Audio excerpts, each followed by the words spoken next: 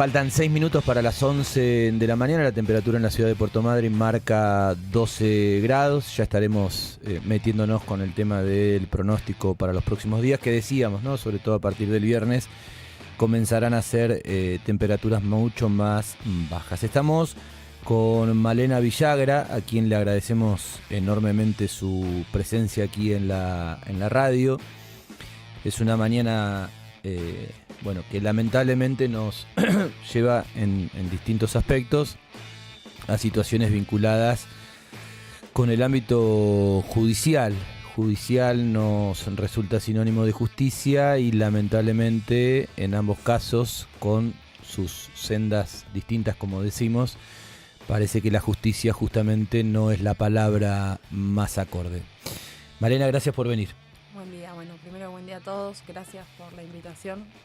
Como siempre digo, el acompañamiento de los medios fueron quienes nos ayudó a que llegáramos a la instancia que pretendíamos como familia y nada, gracias.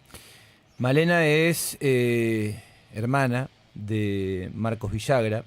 Marcos Villagra murió cuando salía de su trabajo en bicicleta y fue embestido por un vehículo que obviamente manejaba a una persona. ¿Esto cuándo sucedió, Male? Bueno, el 25 de febrero del año 2020, Marcos salía de trabajar, ya era la última noche de su turno.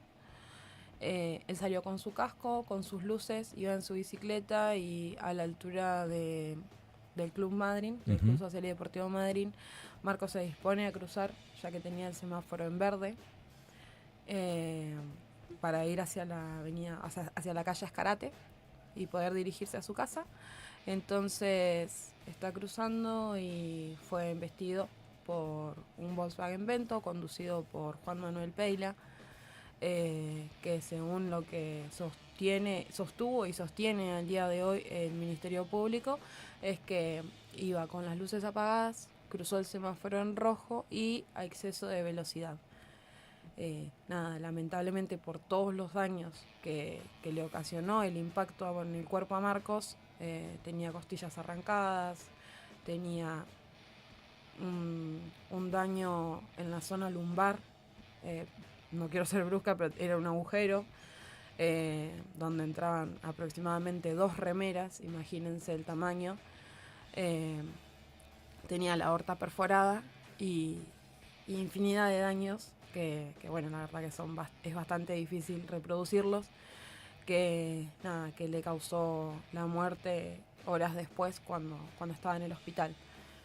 En base a eso, como familia, en un principio no entendíamos qué había pasado, que imagínate, mi único hermano, la persona que yo siempre dije es la única persona que va a estar con vos el resto de tu vida y que se supone tiene que estar para acompañarte en los momentos más duros de la vida, yo la perdí hace más de 3 años.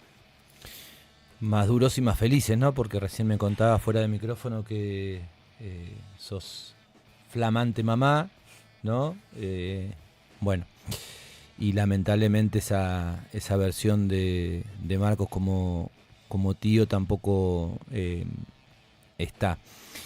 Estamos hablando de 3 años y durante estos 3 años hubo mucho impulso, ¿no? Para poder llegar a esta instancia, y por eso la nota también se genera ahora, porque hace exactamente 6 días, si no me equivoco, se finalizó, se concluyó un juicio que comenzó en los primeros días de mayo con la jueza Estela Ismendi a cargo de un tribunal unipersonal. A veces tratamos de compartir con la audiencia esto de hay tribunales que tienen que ver con la presencia de 3 magistrados, a veces tiene que ver con un magistrado.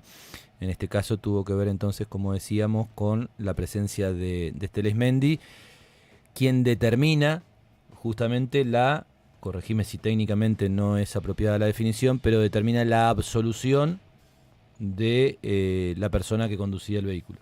Exactamente, el día viernes a las 12:30 del mediodía se dio el fallo luego de jornadas muy duras de estar ahí presente, yo decidí ingresar a todas las audiencias y escuchar todos los testimonios. Intentaba, es difícil, ¿no? Pero intentaba desde mi lado tratar de ser objetiva con lo que escuchaba y ir entendiendo de un lado más técnico. Realmente fue duro. El único momento en el que decidimos salir junto con mi padre fue cuando se nos dio la posibilidad, cuando hablaba el médico forense, que relataba los daños que yo mencionaba un poquito más atrás. Y bueno, fue el único momento en el que no estuve presente en la sala. Lamentablemente, considero que fue una sentencia apurada, mal hecha a mi entender. Los fundamentos principales, creo que a la única persona que le quedaron dudas en esa sala de audiencia fue a la jueza, lamentablemente.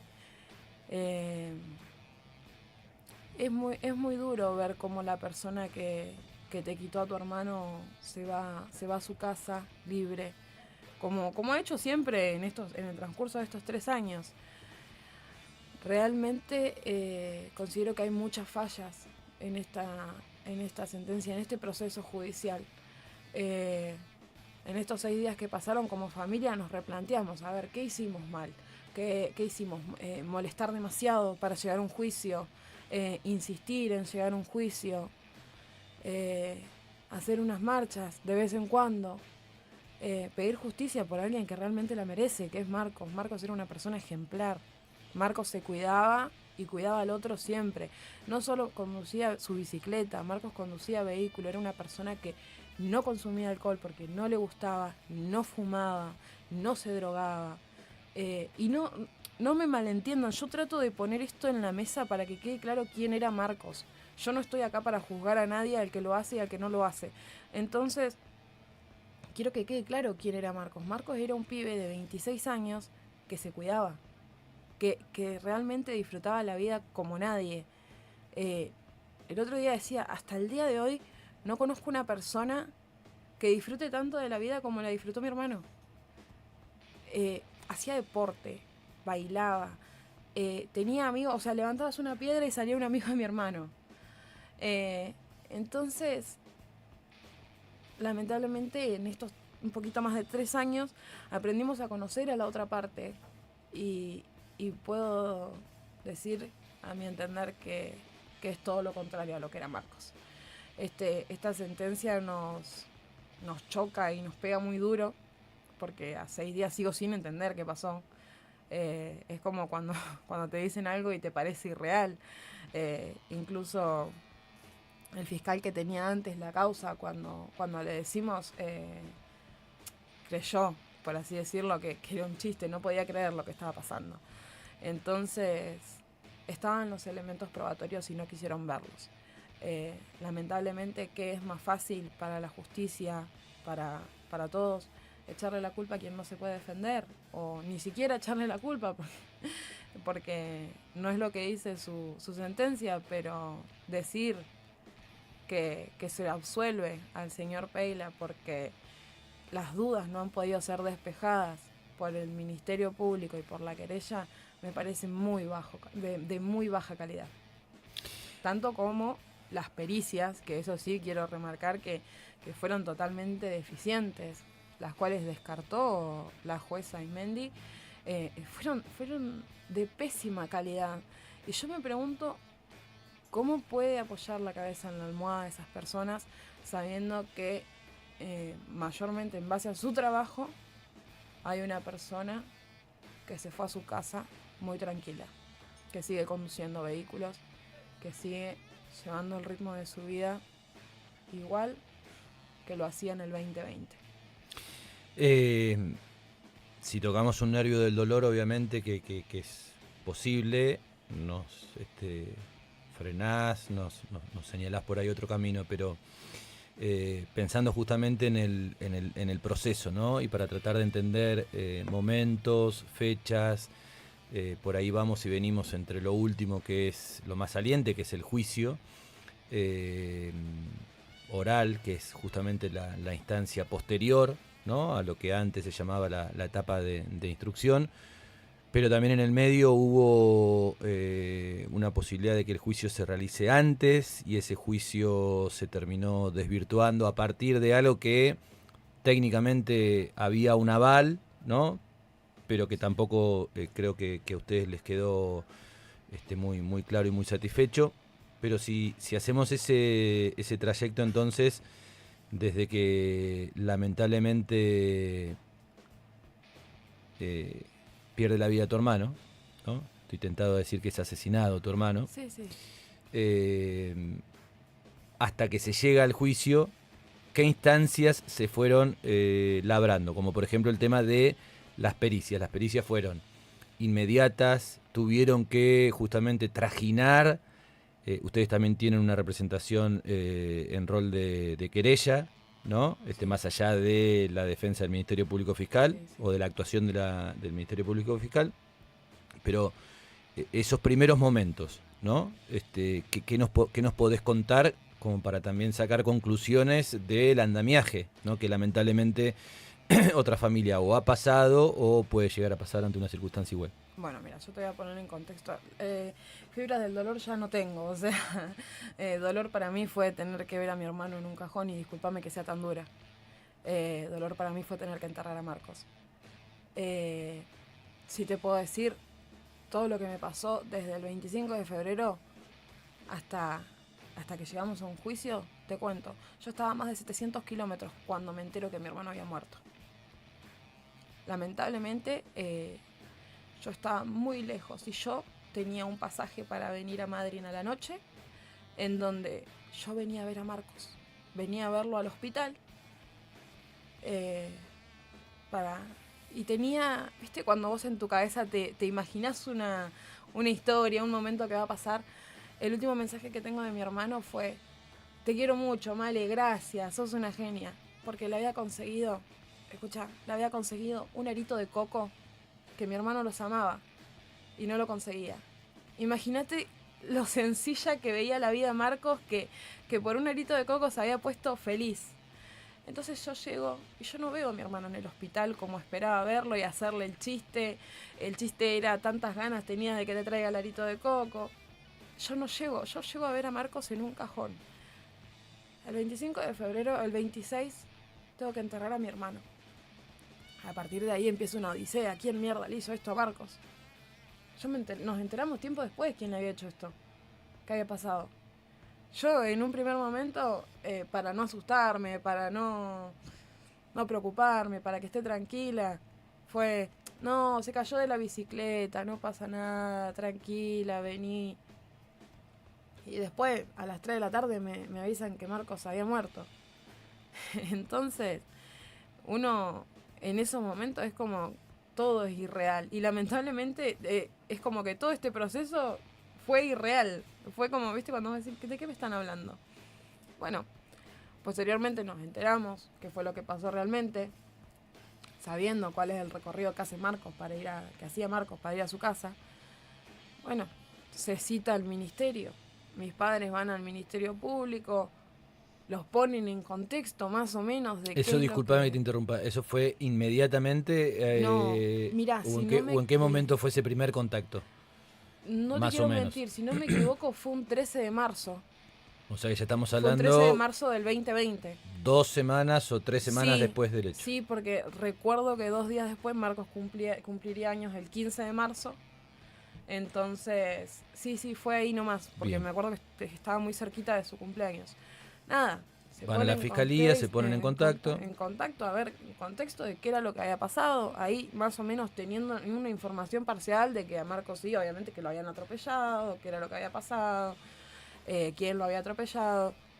Bueno, nada, la fiscalía en ese momento también era como: bueno, fue un accidente.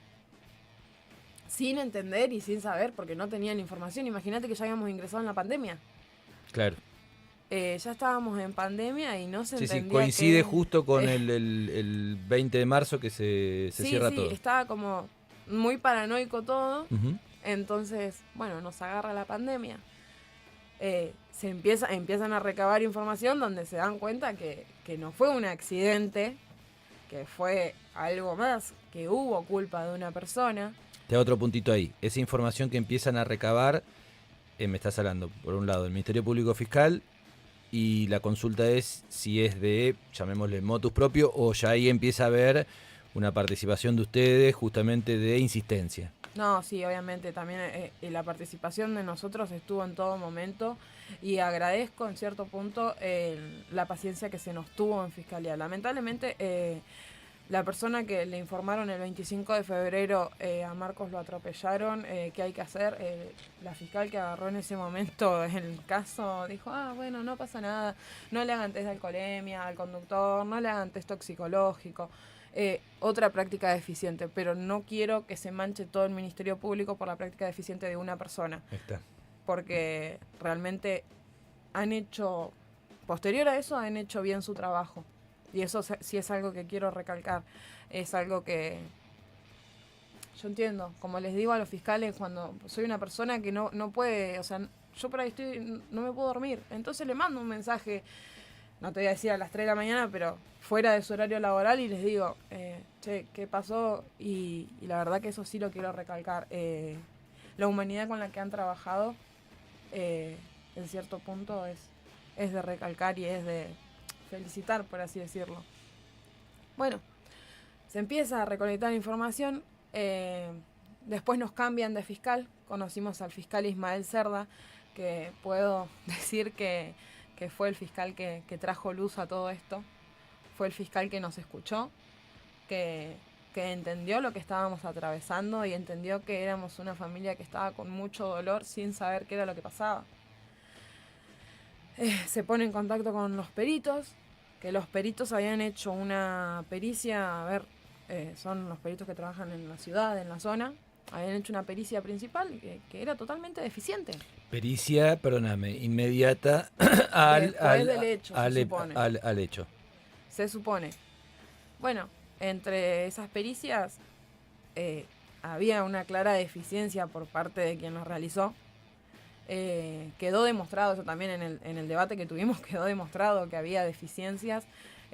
Imagínate que se olvidaron de relevar un semáforo, que es principal. O sea, si vos vas al lugar del hecho y estás investigando un siniestro vial, ¿qué vas a relevar? Vas a relevar cómo es la calle, cómo son los semáforos, cuáles son las entradas que tiene. Cuando decís que faltaron relevar, es como que obviaron que en ese lugar había un semáforo. Exactamente. O sea, según esas pericias que mencionás, hay un semáforo que no existe. No existe. Bien, no es que existe y andaba no, mal o... No que no existe directamente. Bien. ¿Eso coinciden las dos pericias que mencionás? Claro, porque la segunda pericia se hace en base a la primera. Bien. Si los datos de la primera pericia están erróneos, los datos de la segunda... Ya hay una continuidad de errores. A ver, ya estamos partiendo de una base que está totalmente mal. Bien. Entonces, bueno, en base a todo eso... Empieza como una reconstrucción. Sí, por así decirlo. A ver, es como dijo el fiscal Williams, nosotros tenemos que armar un rompecabezas y bueno, es difícil.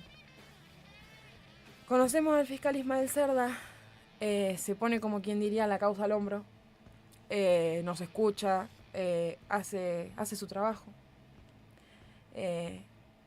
Vamos al 20 de julio del 2020. Donde, si no me equivoco, ahí se hace la audiencia de apertura de investigación, para la cual tienen 6 meses para investigar y demás. Bueno, primera audiencia... Discúlpame, ¿recordás quién era la jueza o el juez que intervino en esa apertura de investigación? No te quiero mentir, creo que era Reyes, la doctora Reyes. La doctora Patricia Reyes. Si no me equivoco, sí. Claro, que es quien... Volvemos a contarle a la audiencia, esa instancia tiene que ver con la definición de los plazos de investigación, legales, ¿no? Hay para investigar. Para después si la causa va a juicio o se archiva. Exactamente. Bien. Exactamente.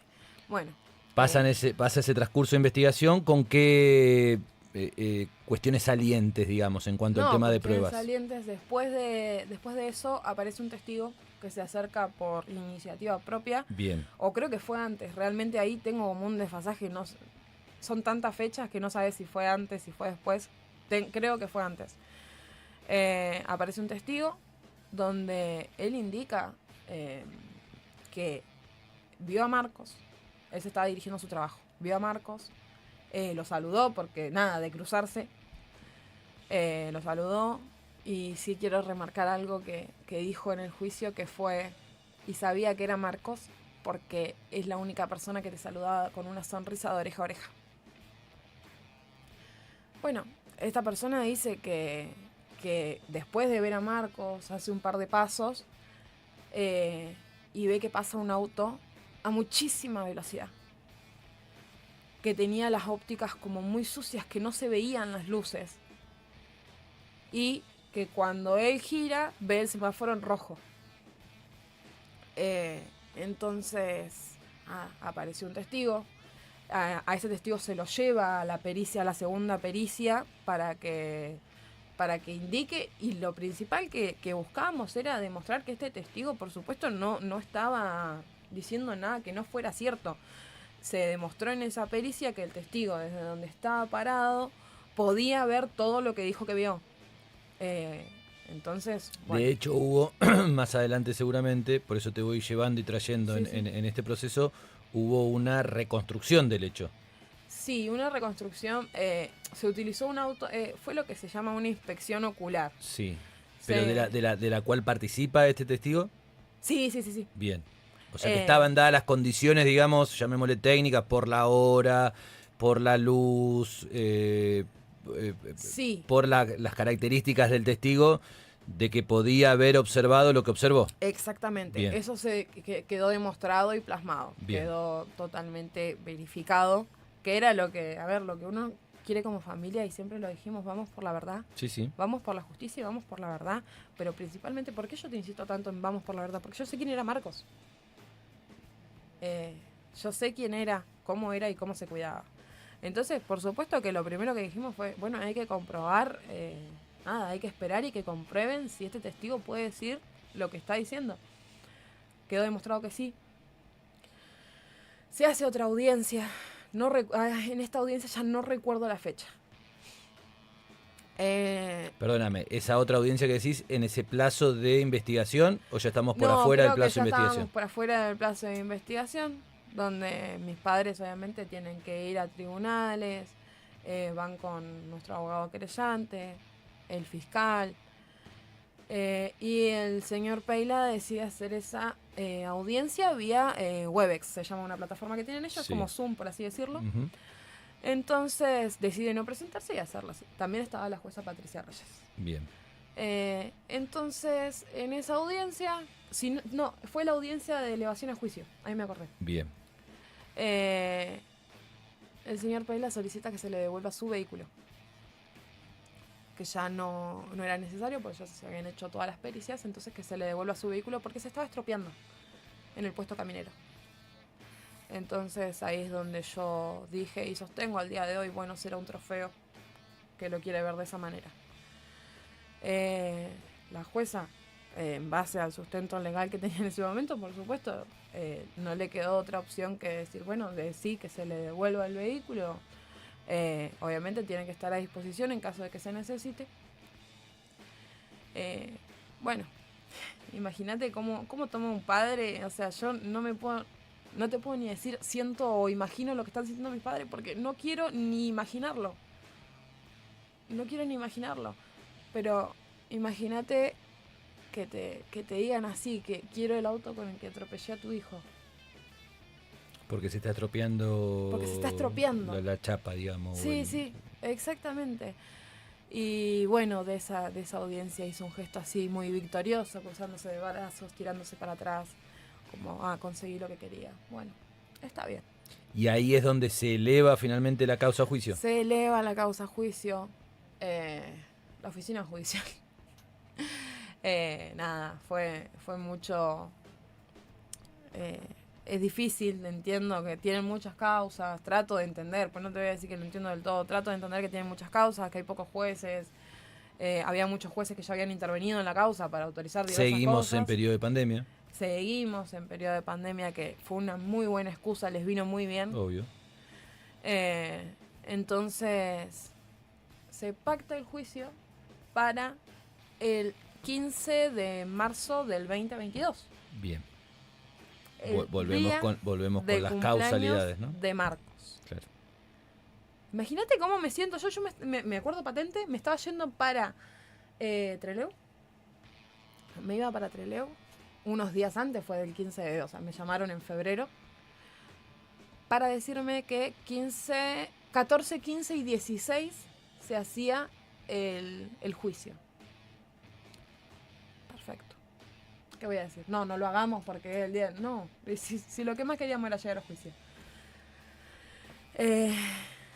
Ahí sí tengo que destacar la poca sensibilidad que había de ciertos sectores. Bueno, quedó. Arrancamos el juicio, vamos a arrancar el juicio, hay que prepararse, hay que tratar de estar lo más entero posible para llegar a esta situación, a esta circunstancia. Quedó. Días después me llaman. No, mirá, te quería comentar que se va a superponer el juicio porque el abogado defensor tiene que se va a suspender, porque otra hay audiencia. superposición de Sí. audiencias. Entonces, yo le dije, esto es un chiste. ¿Cuántos beneficios más le quieren dar? Porque parece una tomada de pelo. Se dilataron los plazos hasta no poder más. Bueno, quedó. Marzo, nada. Mayo, nada. Y así seguimos hasta que en julio creo que nos avisan que en agosto se iba a hacer el juicio. Bueno, llegamos a agosto, llegamos para iniciar el juicio, nos sentamos, la jueza Karina Brecleta, hace las presentaciones como debe ser y solicita, quisiera saber si hay alguna cuestión previa que se deba tratar. A lo que el abogado defensor dice, sí, tenemos una cuestión previa, queremos solicitar la suspensión de juicio a prueba o lo que la sociedad conoce como probation, donde vos pagás una suma de dinero para no ir a juicio, pero bajo ninguna circunstancia reconoces tu culpabilidad.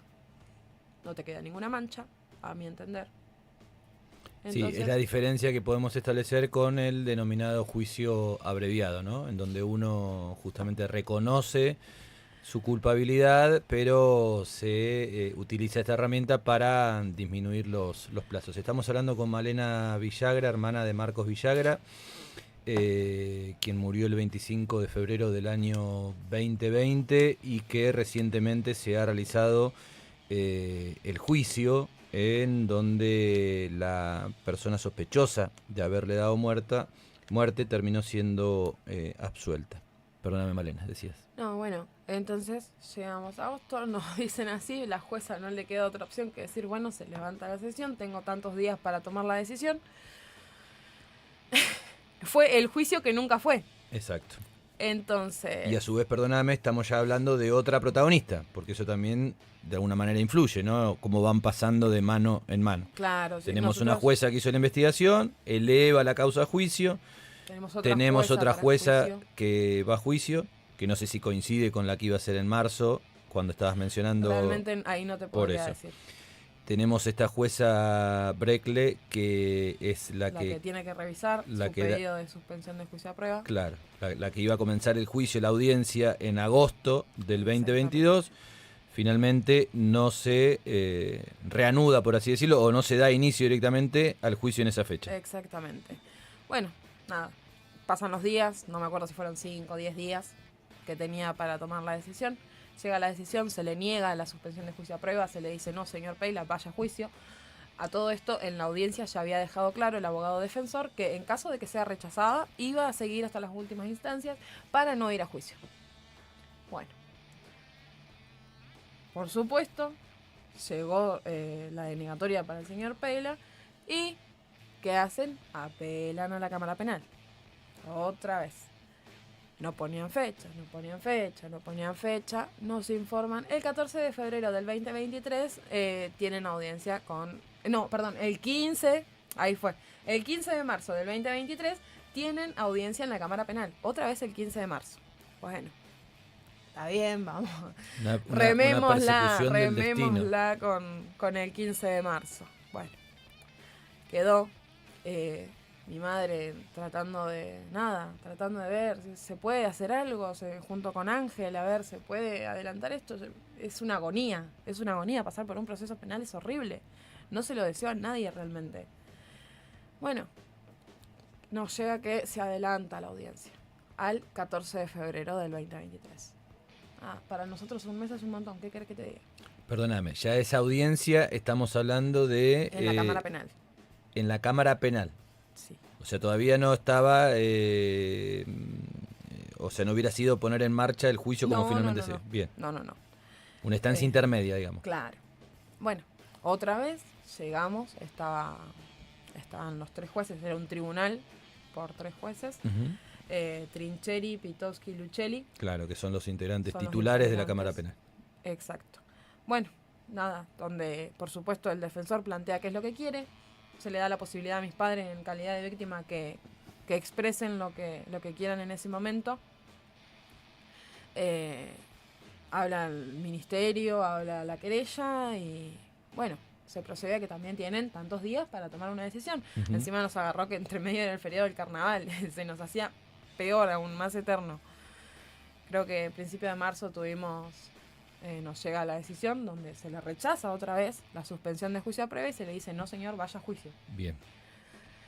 Y eso nos trae a principios de mayo de este año, donde se inicia el juicio con la jueza Estela Ismendi. Era un tribunal unipersonal. Era un juicio unipersonal, perdón. Te hago otro puntito ahí, tal vez para clarificar. Porque han habido declaraciones de ustedes como familiares en donde dicen, corregime, aspecto más, aspecto menos, la vida de mi hermano, la vida de mi hijo, la vida de Marcos no tiene precio. Cuando se habla de esa cifra, ¿no? que proponía 4 millones de la defensa, estamos hablando directamente en función de esto de la probation. No estamos hablando de que ese dinero iba para ustedes como familiares. No, se supone, tengo entendido que ese dinero nos lo ofrecía a nosotros como familiares para no ir a un juicio. Está bien. Cual, que es ahí donde ustedes remarcan y subrayan. La muerte, la vida, como quieran ponerle, de Marcos no tiene precio. Exacto, bien. Entonces, llegamos a mayo. En un principio, perdón, ahí te aclaro, en un principio ofreció 2 millones. Sí, y después 4. Meses después, cuando fuimos a la Cámara Penal, ofreció 4 millones. Es como que redobló la apuesta. Sí. Y como dije siempre, ni 2, ni 4, ni 10, ni el número con el millón de ceros que se te ocurra, va a valer. Ustedes, de hecho, no sé, supongo que lo habrán sentido como una agravante ese doblar el precio, ¿no? Como decir, bueno, a ver, pruebo con un poco más, a ver si de esta manera sí, a ver, como familia te duele, sabes que para la justicia no significa nada porque está en su derecho. Sí, está dentro de... Pero como familia te duele, obviamente. ¿Qué está diciendo esta persona? Es una basura, sentís. Sentís que... Como un remate, a ver, sí, ¿quién da más? Un resarcimiento económico, y tal como acá le robo las palabras a mi madre, dijo, no nos rompió un electrodoméstico como para que intente resarcirlo. Se llevó una vida. La verdad que me da bastante asco que esta persona crea que la vida tiene un precio. Pero bueno, cada uno tiene sus principios, ¿no? ¿Esta persona era compañero más allá no. de área de tu hermano? No, por favor, que no se diga esa palabra porque un compañero te cuida. No, bueno. ¿Trabajaba en el mismo lugar que tu hermano? Trabajaba en la misma empresa, nada más. Bien. No se conocían. O tengo entendido que no se conocían. Está bien. Llegamos a mayo. Comienza el juicio con qué plantel de testigos, pericias, pruebas. O sea, ¿ustedes creen que llegan al juicio y teniendo en cuenta el paso del tiempo, ¿no? Mínimamente estamos hablando de un año después de que se iba a realizar, vos hablabas de marzo del 2022, que estaba prevista la fecha, por las circunstancias que fuiste narrando, el juicio se va postdatando, se realiza un año y pico después, sienten que así todo llegan de la mejor manera posible, valga la expresión, en función de los testigos, de los elementos que tenían justamente como para demostrar esta culpabilidad. Por supuesto, si no la fiscalía en ningún momento hubiese querido ir a juicio. Bien. Si no hubiese tenido los elementos para comprobar las circunstancias. Pero del ustedes, hecho, digo, ya con toda esa experiencia, lamentablemente, que tuvieron que recorrer, sentían lo mismo, sentían que estaban dadas las condiciones estaban para... dadas las condiciones para llegar a un juicio y... Justo. Sí. Bien. Que fue lo que faltó en este caso. Bien. Entonces, se llega a juicio, fueron alrededor de... por ahí me falla la memoria, pero fueron entre 12, 15 testigos, incluyendo a mis padres, testigo de las querellas y un testigo del imputado en ese momento. Este testigo, perdóname, fundamental que vos mencionaste en un trayecto de la charla, que fue un testigo presencial, ¿no? Que es el que se saluda con tu hermano, que dice que lo reconoció a Marcos porque era el único que saludaba con una sonrisa de oreja a oreja. ¿Participó de la audiencia? Sí, por supuesto. Bien. Participó de la audiencia y ratificando de la lo mismo que había dicho. Siempre en el transcurso de 3 años diciendo exactamente lo mismo. Bien. Tema pericias. Están estas dos pericias que mencionás que, la primera errónea, que no tenía en cuenta el semáforo, la segunda que se desprende de esa primera pericia arrastrando esos errores. ¿Y qué otras pericias se pudieron consolidar? Se solicitó un informe, en realidad no fue una pericia, a un perito de la Policía Federal. Sí. Que lo que se pretendía con esa pericia era decir, a ver, ¿es correcto lo que están diciendo estas dos pericias? Uh-huh. El señor, muy amable, contesta, muy amable porque Dios siempre fue muy cordial, ¿no? Sí. Incluso estuvo vía Webex dando su testimonio. Sí. El señor tiene más de 30 años de experiencia. Uh-huh. Pericias ha hecho miles. Imagínate que no pudo ni siquiera decir, no te puedo decir un número porque he intervenido en millones de casos. Pero dice, sí me acuerdo muy, muy claro que yo revisé esto y dije, ¿con qué fundamento están haciendo estas pericias? Porque no los tienen. El señor investigó todo lo que tenía, todo lo que se le proveyó el Ministerio Público y no entendía en base a qué sacaban las conclusiones que sacaban y en base a qué trabajaron. Porque no había, se entiende como que no había elementos para trabajar y llegar a lo que dijeron. Es como, es lo que te repito, si vos partís de una base errónea, no vas a llegar a un resultado correcto. ¿Y en dónde se ubica, se coloca este informe, que por lo que describís es contundente en función de que las pericias que se habían realizado, mínimamente por decirlo de alguna forma, no tenían la contundencia como para ser utilizadas como una prueba definitiva, ¿no? Sí, o sea, se le da un valor relevante a el informe de este Policía Federal que analiza esas pericias. Se supone que se le debería haber dado. Pero no se le da. No se le da. En función de la posterior definición de la jueza. Exactamente. Bueno, transcurren los días entre testigos. Pericias. Informes. Peritos hablando, demás. Sí quiero decir que realmente yo soy una persona que considera que para ocupar un cargo tenés que ser totalmente funcional. Tenés que tener los conocimientos. Idóneo. Exacto. Tenés que ser idóneo para trabajar en lo que trabajes. Y yo veo, lamentablemente en el transcurso de todo este tiempo, que tenemos peritos, que tenemos policías de la ciudad y de la zona, que lamentablemente no saben hacer su trabajo.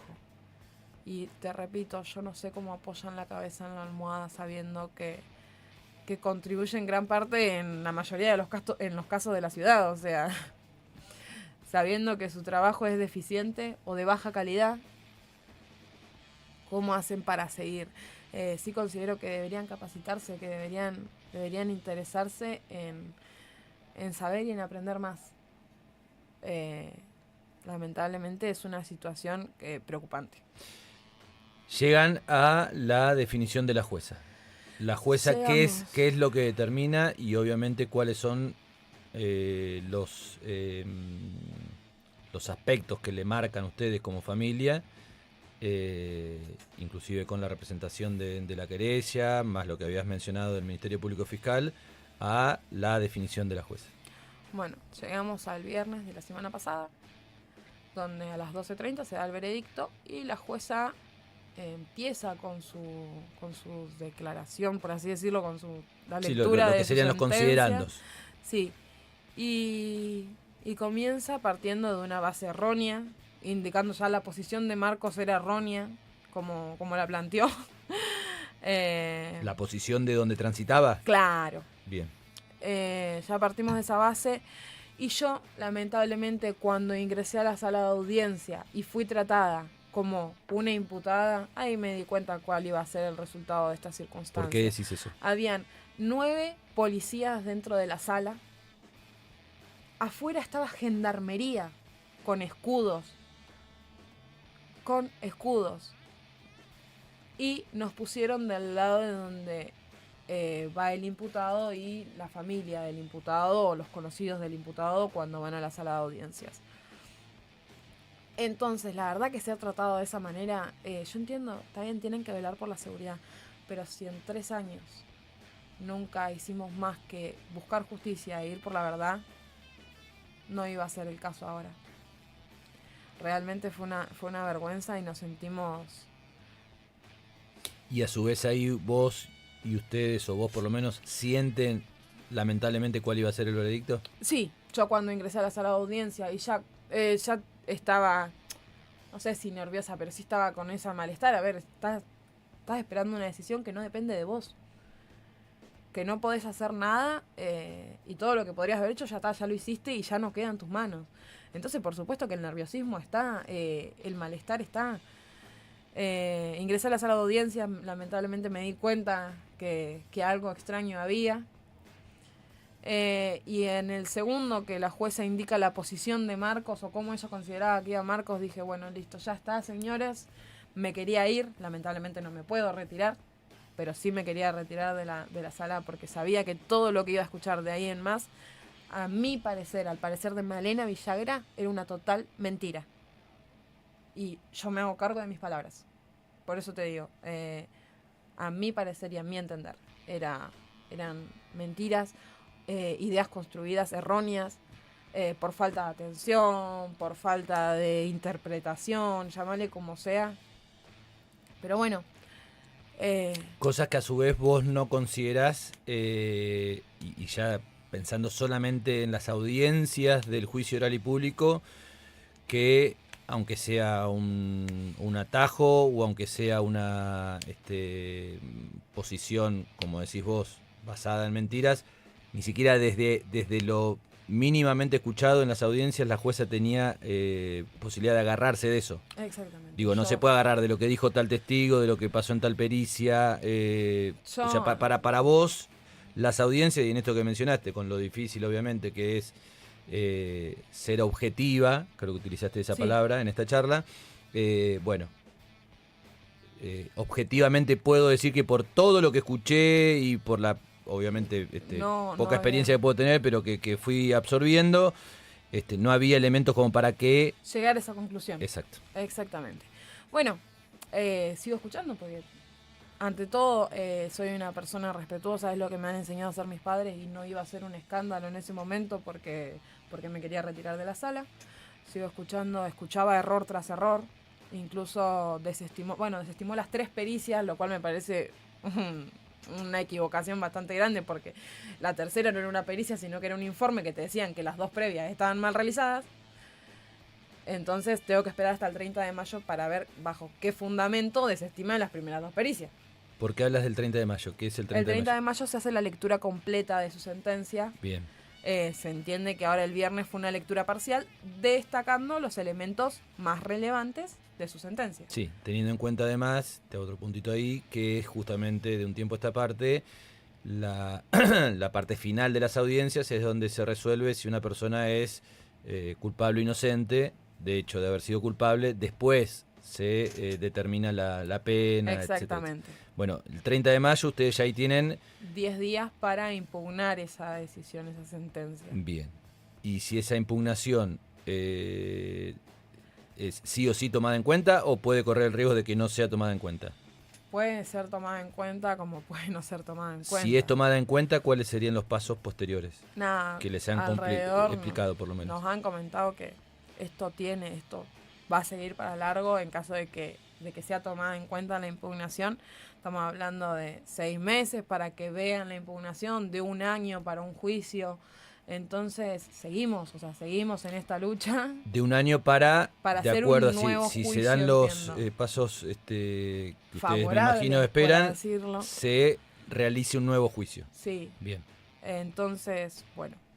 Otra cosa es que desestimó este testigo del que yo te hablo, que es fundamental. ¿Por qué lo desestima? Porque considera que no es congruente en su relato. Uh-huh. Cuando tanto la fiscalía como policías que le han tomado las entrevistas dicen que es el testigo más claro que han tenido en años. Uh-huh. Entonces... Todavía tampoco va más allá de esa incongruencia del relato, sino tienen que esperar al 30 de mayo para ver ahí. Bien. No solo eso, pero bueno, también, o sea, lo desestima para lo que sería beneficio. Si vamos a hablar de beneficio y no beneficio, bueno, lo desestima para lo que sería el beneficio de que se haga justicia por la muerte de Marcos, pero lo utiliza para afirmar que el señor Peila venía con luces, cuando, discúlpeme señora jueza, pero no tiene cómo probar que venía con luces. No hay cámaras, no hay otro testigo. Entonces... Ni tampoco, por lo menos en ese parcial, considerando de su resolución, lo da a entender. Aunque ustedes digan, le está errando, pero dice, por tal cosa está demostrado dice que el auto tenía la luces. declaración del testigo que llevó la defensa. Entonces, se utiliza el testigo de la defensa. Bien. Y el testigo del Ministerio Público. Y el testigo de la defensa. Era un testigo que había presenciado, que estuvo, que lo vio salir. Claro, lo vieron, se cruzaron a la salida del trabajo, él se fue para otro lado, Peila se fue para el lugar del hecho. ¿Y eso se pudo comprobar si ese testigo transitó también la duda? Está la duda, pero Bien. Bueno, se ve que esa duda lo sigue beneficiando. Bien. Al que era imputado, está bien, pues ya veo que... Me marcaste otra contradicción fuera del aire, que me parece que no es un dato menor, en donde la misma jueza admite que la bicicleta de tu hermano es embestida por el vehículo, pero que a su vez, producto de no sé qué me habías explicado, ese auto no iba a una alta velocidad. Claro, no da su fundamento de por qué considera que el vehículo no iba a alta velocidad, pero sí afirma que el vehículo fue el embistente de la bicicleta de Marcos. Entonces, está bien, entiendo que tal vez no homicidio culposo agravado, tal vez a los ojos de la jueza, pero homicidio culposo, ¿por qué no? Sobre ese absolverlo me parece, como le dijeron a mi madre, un poco mucho. Pero bueno. Malena, antes de despedirte y de agradecerte sobre todo la claridad, ¿no? Para pocos días después del juicio y todo lo que fuiste contando, nos gustaría, si te parece a vos, cerrar con lo que te parezca, pero en el medio también sucedieron algunas circunstancias que valen la pena destacar, como un proyecto de ordenanza que fue aprobado. Esto tiene que ver con las, uno las conoce como las estrellas amarillas. Tiene que ver también con una adhesión a partir de algo que sucede en otras partes del país. He leído por ahí también una serie de adhesiones de un montón de agrupaciones, asociaciones que me imagino están involucradas con víctimas producto de situaciones de siniestros de tránsito. Bueno, si querés hacer un punto con eso. Como dije muchas veces, lo que uno busca a partir del dolor, ¿no? Es que ya no existan más Marcos. Que nadie tenga que pasar por lo que uno está atravesando. Que la sociedad tome noción de esta diferencia entre accidente y siniestro, como siempre digo. Uh-huh. Que si lo podés evitar, no es un accidente. Entonces, se trata de eso. Obviamente vinimos haciendo actividades desde el dolor para tratar de sacar algo bueno, por así decirlo, lo cual cuesta demasiado. Pero siempre buscando eso, que nadie más tenga que sufrir lo que sufrimos nosotros o pasar por un proceso como el que estamos pasando. Ahora hay más de 78 organizaciones que que adhirieron en una nota en repudio a la sentencia de la jueza Estela Ismendi, porque saben lo que es estar de este lado y saben lo que es que la justicia esté, como nosotros decimos, dormida. Para quien no conocen el proyecto de ordenanza, ¿cómo se puede explicar? Nada, el proyecto de ordenanza fue lo que planteamos cuando nosotros queríamos poner una estrella en memoria de Marcos, y el tema crucial por ahí fue si se pintaba solo la estrella o si se ponía el cartel. Entonces yo expliqué que en el suelo ya había quedado Marcos. Entonces yo lo que quería y lo que queremos es que haya un cartel donde la gente lo pueda ver inmediatamente, que la gente pueda decir, uy, bueno, acá ya pasó algo. Entonces la idea es eso, que el cartel sirva de llamado de atención. Y por supuesto que si alguien de Madryn tiene la lamentable situación o circunstancia de tener que poner una estrella, me pueden encontrar en mis redes sociales como Malena Villagra en todas, y me contactan por ahí, y si es necesario tramitar su estrella o la colocación de su cartel se puede realizar, y solo se trata de hacer una nota y pedir las autorizaciones correspondientes para hacerlo. ¿Eso puede ser retroactivo al proyecto de ordenanza cuando fue promulgado? Sí, podemos. Puede ser de algún siniestro antes. De tiempo atrás. Sí, podemos ir viendo que si es de antes se puede trabajar igual. ¿Algo más que quieras agregar o compartir con la audiencia? Que lamentablemente el mensaje que dio la jueza en este momento fue erróneo a mi entender, que fue un mensaje totalmente contradictorio a lo que yo vengo diciendo hace más de 3 años. Es como si hubiese dicho: súbanse un vehículo, incumplan las normas, quítenle la vida a alguien, que no pasa nada. Pero a pesar de esta justicia que no fue justa, sí le quiero decir a la gente y a la sociedad que cuando se suban a un vehículo piensen que tienen hijos, que tienen hermanos, que tienen sobrinos, que tienen toda una familia, y que cualquiera puede estar lamentablemente en la situación en la que estamos nosotros. Que sean cuidadosos, que se cuiden y que cuiden al otro. Gracias, Malena. Gracias.